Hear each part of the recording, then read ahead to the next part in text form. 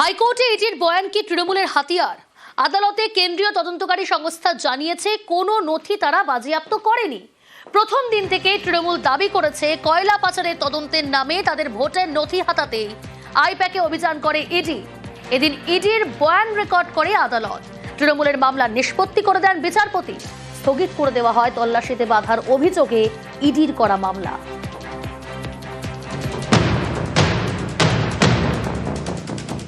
গত সপ্তাহের বৃহস্পতিবার আইপ্যাকের অফিসে ইডি হানা ঘিরে বেনজির সংঘাত।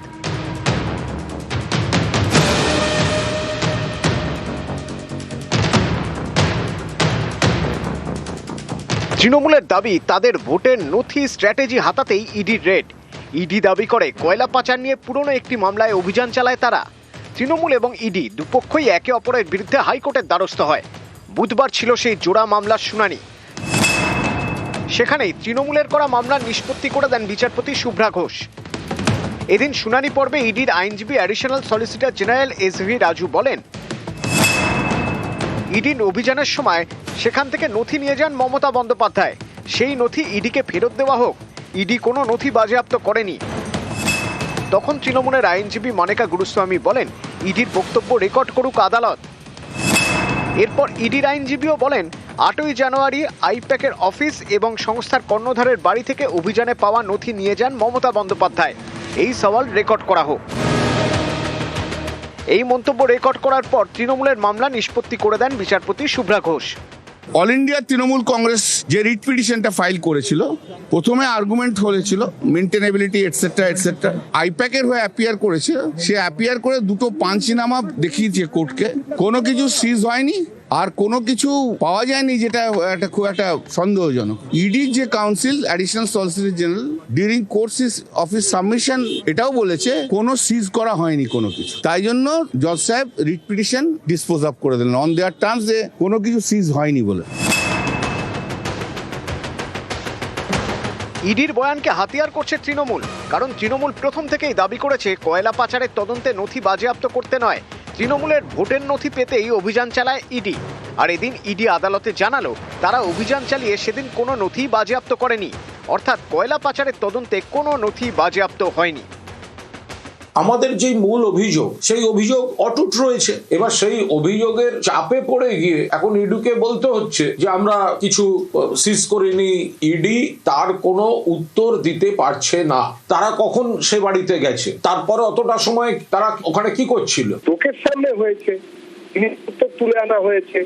যেসব জিনিস সার্চ অ্যান্ড সিজারের কাজ হওয়ার কথা, সেগুলোকে টেনে হিজড়ে বার করে আনা হয়েছে। সবুজ ফাইল সারা বাংলা দেখেছে।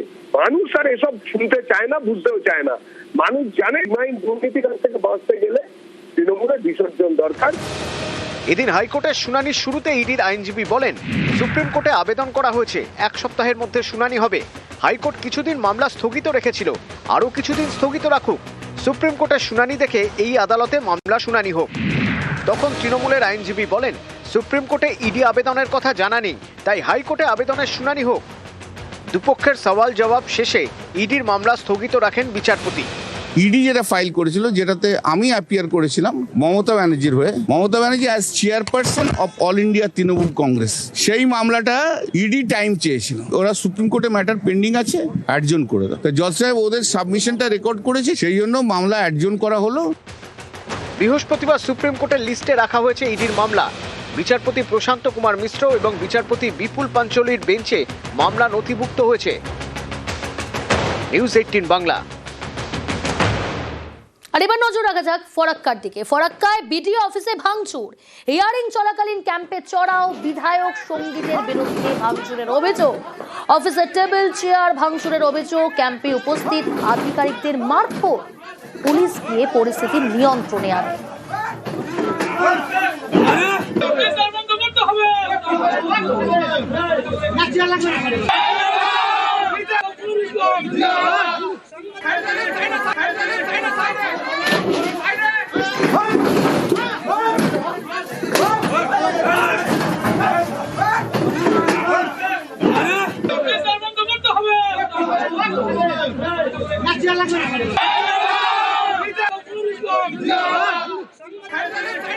আরে আমার 7টা ছেলে আছে না 9টা ছেলে আছে, তোমার দেখার কি আছে? হ্যাঁ, তোমার দেখার কি আছে নির্বাচন কমিশনার? এই যে আন্দোলন চলছে, এই আন্দোলনে যদি আমরা সুরাহা না পাই, এই যে ধর্ণা লাগলো, একটিও কাগজ আমরা দেখাবো না। বিগত কিছুদিন আগে যেটা দেখলাম ধুলিয়ান যে ঘটনা ঘটলো, সেই ঘটনারই মূল কাণ্ডারি এই বিধায়ক মনিরুল ইসলাম। এটা নতুন কিছু না, বিডিও অফিস কেন, এরপর দেখবেন এসডিও অফিসও হয়তো ভাঙচুর করতে পারে, তারপর দেখবেন পুলিশ থানাও ভাঙচুর করতে পারে, এটা তো নতুন কিছু না।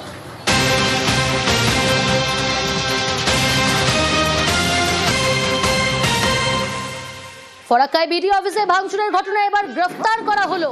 কোথা থেকে গ্রেফতার, কতজন গ্রেফতার, এ বিষয়ে বিস্তারিত জানবো। সোমরাজ রয়েছে টেলিফোন লাইনে। সোমরাজ, দেখো, ইতিমধ্যেই গোটা ঘটনায় 2 জনকে গ্রেফতার করা হয়েছে বলে নির্বাচন কমিশন সূত্রে জানা যাচ্ছে।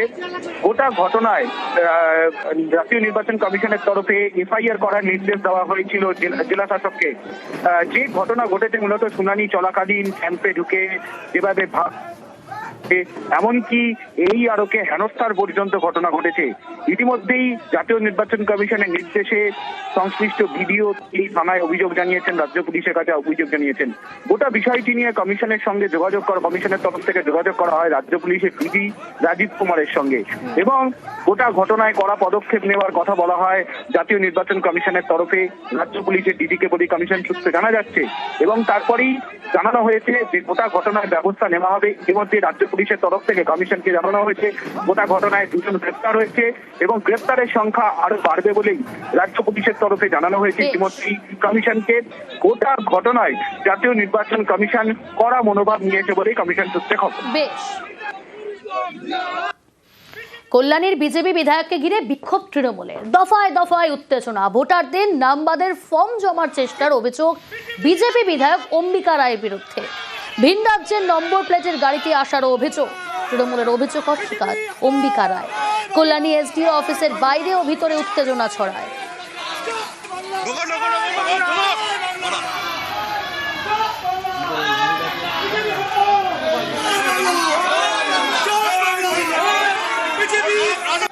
মানুষ তো আমরা, আপনারাও মানুষ, আমি তো মানুষ।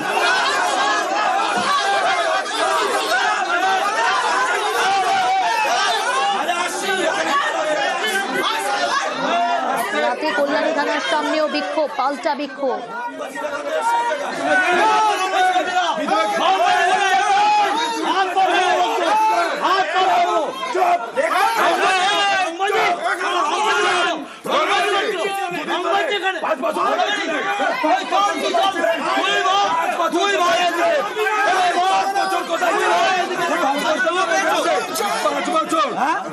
ভদ্রতা শেখনি তুমি, ভদ্রতা শেখনি এখানে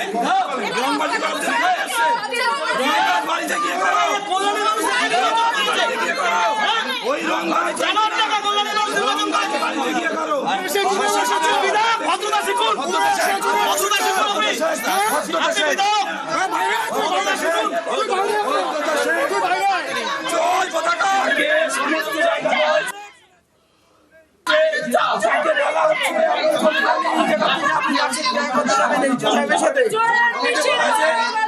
খালি করে দিয়ে ইয়ে করতে হবে, লেকচার শুনতে হবে আমাদেরকে। আমি এখানকার বিধান, আমার যতটুকু পারমিশন লিমিট, আমরা সেই লিমিট অনুযায়ী আমরা এখানে কিনে রেখেছে। আমাদের হিয়ারিং এর কথা শুনতে এসেছি, এই বিষয় জানতে এসেছি। আমি এসডিও সাহেবের ঘরে টাইম চাইলাম, তো আইসি সাহেব গেছে, আমি বললাম যে আমরা যাবো। উনি বললেন গায়ের উপর দিয়ে যান। এটা কোনো মানে হয়? এমন আমরা কি মানুষ না মানুষ যে আমরা গায়ের উপর দিয়ে যাবো? শুধু এসডিও অফিস নয়, রাতে কল্যাণী থানার সামনেও বিক্ষোভ, পাল্টা বিক্ষোভ।